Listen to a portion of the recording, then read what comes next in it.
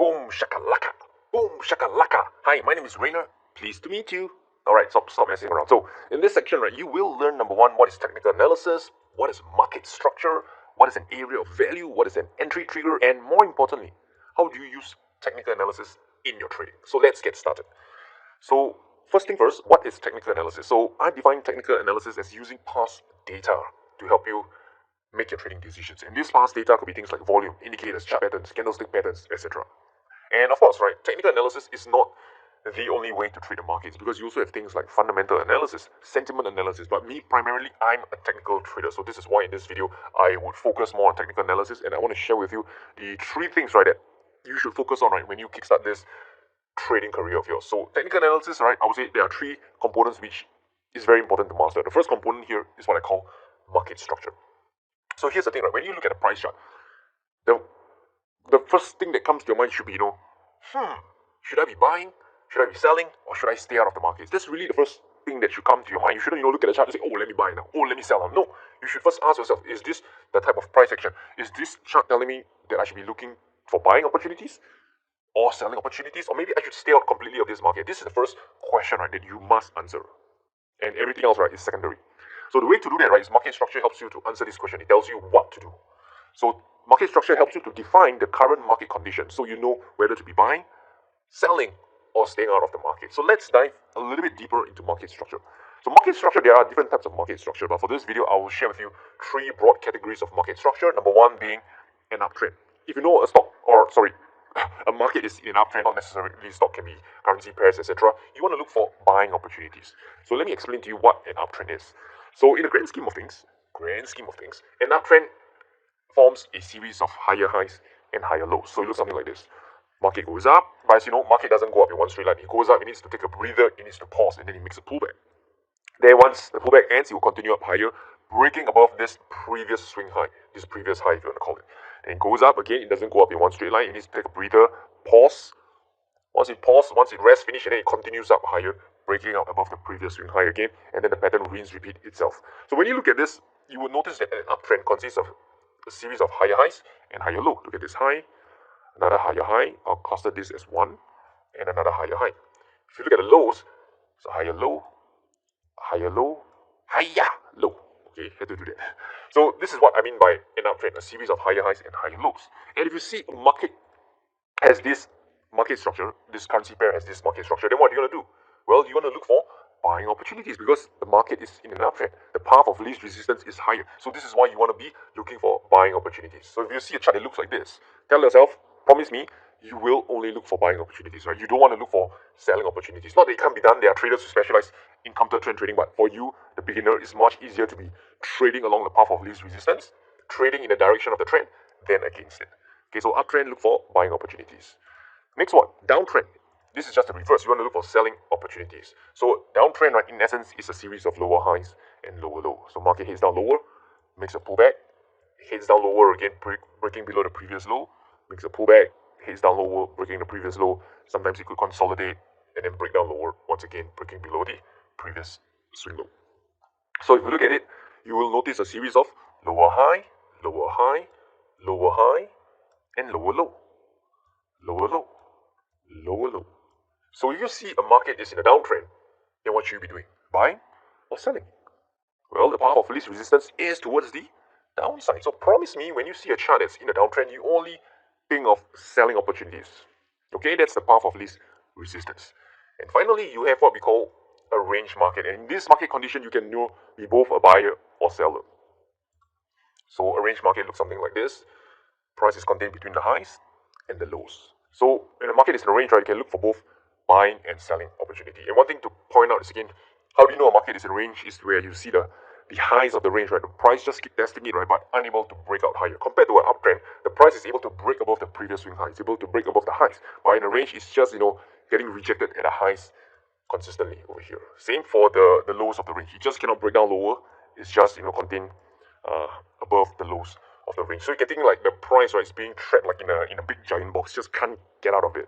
So with that said, let's have a look at a few chart examples so you know how this looks like. Because one thing to know is the theory is one thing, but when you look at the live charts, the market it can look completely different, out of whack. Like one is one is in heaven and one is on earth, so it's going to be quite different. So I want to walk through with you, right, when you look at the chart. So if you look at this chart, New Zealand against the Swiss franc, this is the daily time frame, as you can see over here on the daily chart.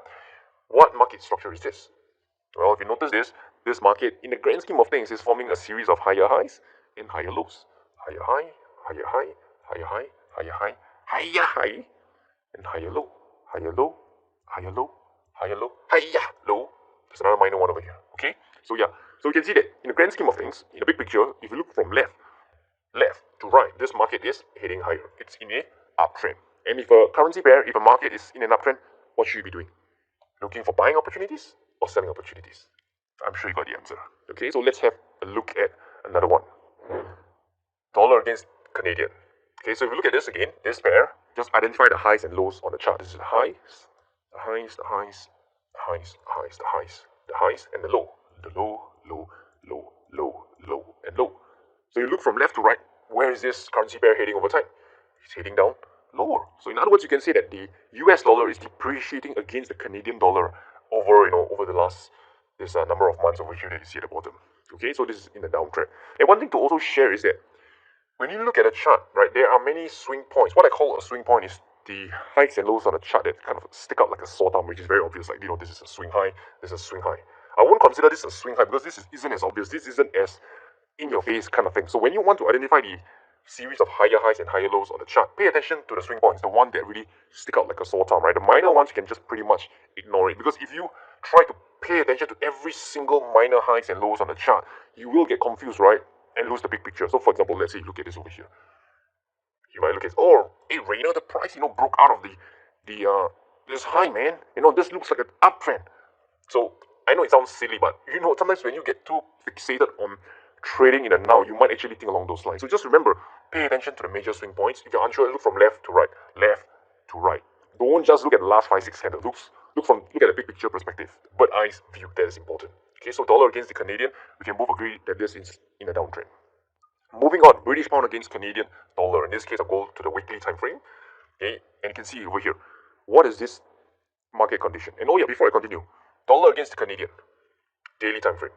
Okay, in this current market structure, what do you want to be doing? Buying or selling? I'm sure you want to look for selling opportunities. That's the path of least resistance. Next one, pound against Canadian. So if you look at this one again, what is this market structure? Well, you can see that this one is a little bit different. It's a bit different from the earlier ones.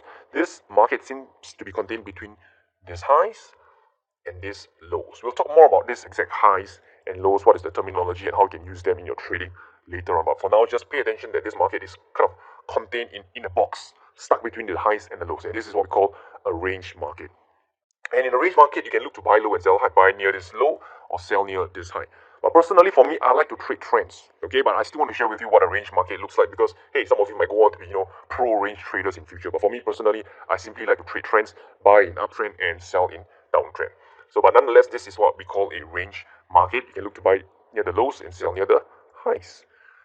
And one couple more examples. You can see this one, British pound against the US dollar. What is this market structure?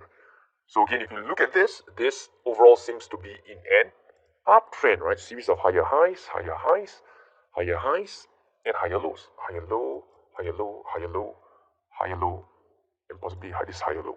So you can see that, this, right, if you are, again, too fixated in the now, you might think that, Rainer, this looks like, a downtrend, man. Look, Rainer, this market has made a lower high and a lower low. This market is in a downtrend.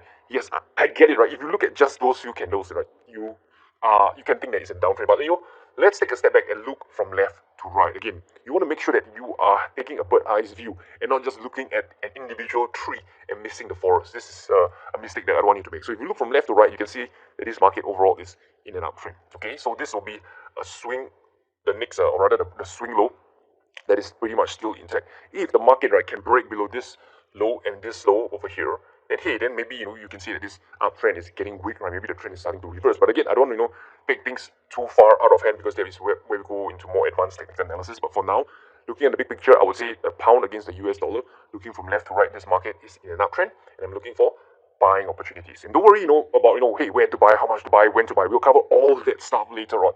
Now just focus on this market structure. And one last final example is euro against the US dollar. So if you look at this market, is it in an uptrend or is it in a range? So you can see that, this chart, I purposely picked this one out because when you deal with technical analysis, there is subjectivity involved. And if you say this is an uptrend, some traders are going to say this in a range. I wouldn't say anyone is right or wrong because it's kind of like in between. Okay, so personally, I'll say that this market is more towards the range, right? Given this price chart that I'm looking at right now, this will be the lows of the range, and this is the high. Even though this high is just tested one time. Some might argue, no, Reina, this is an uptrend or higher high, higher low. Fine, that's your point of view. So this is why, as a discretionary trader, as a technical trader, there is always someone with an opposing view of yours. So, and one thing to also point out is that if a chart doesn't speak up to you, if the chart makes you feel confused and frustrated and you do not know what to do, remember, you always have the option to stay out of the markets. Move on to something else. No one is pointing a gun at your head and saying, hey, Reina, put on a damn trade, man. No one is doing that. So if it's not clear, if it's conflicting information, move on onto another currency pair. Does it make sense?